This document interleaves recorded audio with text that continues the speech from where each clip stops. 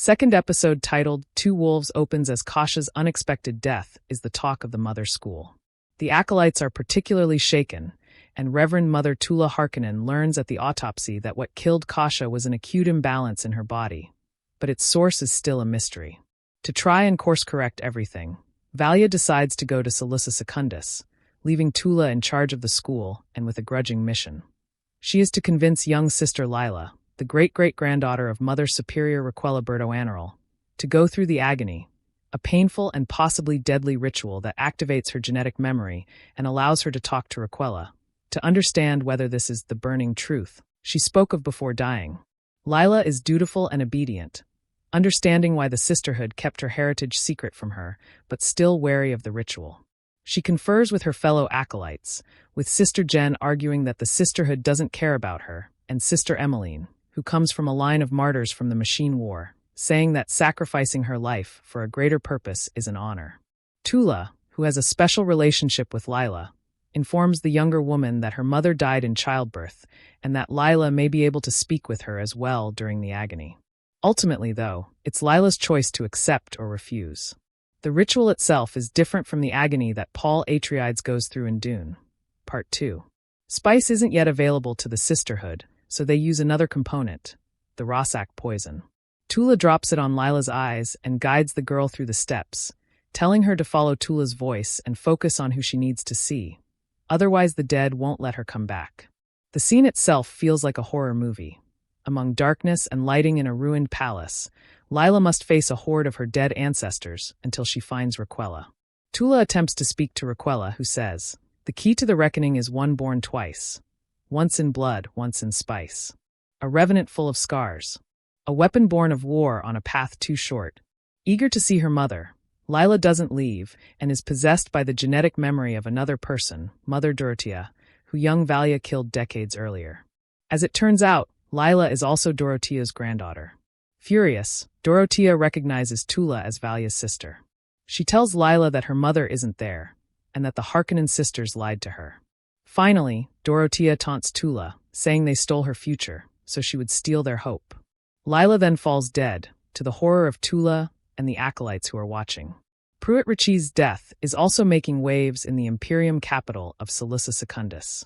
Duke Ferdinand Richese is furious at the claims that Pruwet's toy robot could have been what killed him, suspecting that his son's death was the work of the royal house to destabilize House Richese and claim his fleet. Meanwhile, Emperor Javicco speaks with Desmond Hart, who confesses to having killed Pruwet in apparent accordance with the Emperor's wishes. Javicco denies ever giving such an order, to which Hart replies that he did what he did for Javicco, and that he can do it again. Conflicted, Javicco arrests Hart and has him thrown into one of the palace's suspension cells. Talking to Empress Natalya later, Javicco tells her that Hart survived an attack by a sandworm on Arrakis, whom she then calls Shai-Hulud, revealing that she believes in the sacredness of the gigantic beings. Natalya then convinces Javicco not to execute Hart, since he can still help them.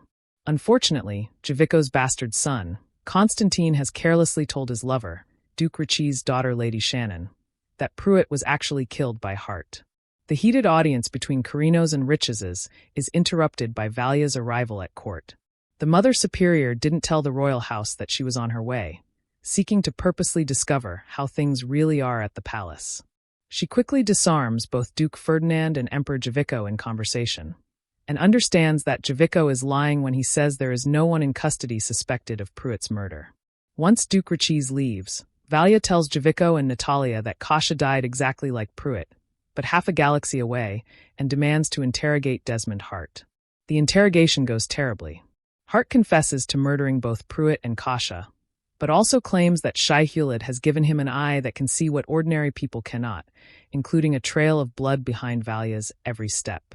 With Javicco and Natalya watching and openly participating in the interrogation, Valya points out that Hart does believe what he's saying, but that he is still lying. Hart retorts, claiming that the Sisterhood's intentions are to manipulate the Imperium, and that what he did was simply dealing justice. Clearly swayed by what Hart said, Javicco says that he has much to consider and ends the interrogation, despite Valya's protests and reminding the Emperor that Hart has confessed to murder and treason. Under the nobles' noses, the Emperor's sword master, Kirin Atreides, has built a complete layout of the royal palace. As it turns out, he is part of the rebellion that attacked Desmond Hart's regiment on Arrakis, and they are now organizing a revolt on Salusa Secundus. The plan isn't clear yet, but it involves infiltrating the palace.